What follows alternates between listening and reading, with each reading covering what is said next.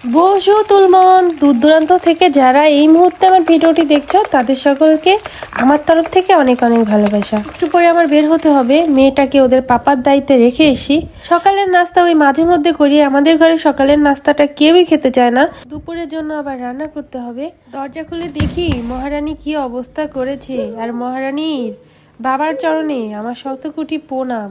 তার দায়িত্বে মেয়েটাকে রেখে গিয়েছিলাম। মাছের সামনে ম্যাওয়ের মতো বসে আছে, সে তো ঘর এলোমেলো করে কি যে খুশি। আর আমি এখন রান্না করতে চলে এসি।